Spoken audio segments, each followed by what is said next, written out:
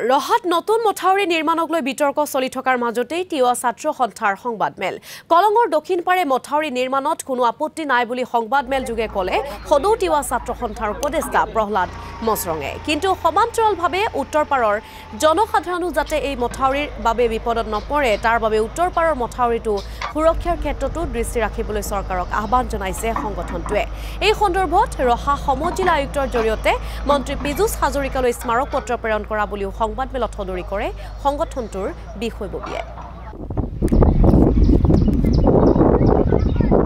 বিগত সময়ত 2022 খ্ৰীষ্টাব্দৰ বানপানী হৈছিল প্ৰলয় বানপানী হৈছিল ৰহাত বিধ্বংসিত ৰূপ হৈছিল বিভিন্ন ঠাইত এই ঠাইত হোৱা যি বিধ্বংসিত ৰূপ গৰাখহনীয়া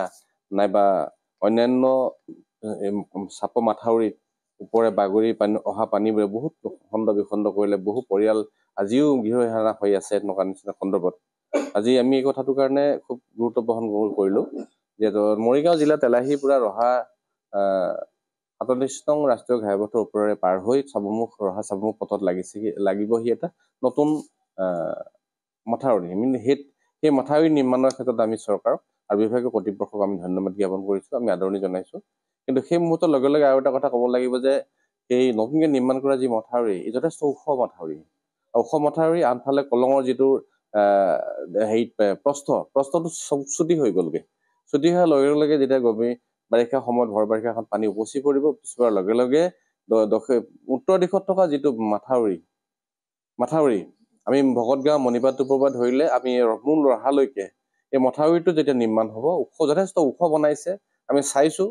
আৰু এই ক্ষেত্ৰত আমি আপত্তি কৰা নাই বা আপত্তি নকৰোঁ কিন্তু উত্তৰ দিশত থকা যিটো মথাউৰি আমি যদি চাওঁ তেতিয়াহ'লে আমি ভকতগাঁওলৈকে বা মণিপাটটোপৰলৈকে চাম আমি মণিপাটটোপৰ পৰা যদি চাই তেতিয়াহ'লে আমি ইয়ালৈকে যদি চাওঁ তেতিয়াহ'লে আমি ৰহালৈকে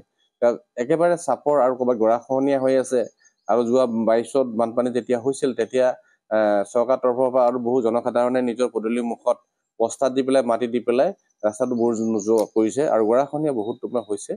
সেই পথবোৰ আমি মেৰামতি কৰিবৰ কাৰণে কৈছোঁ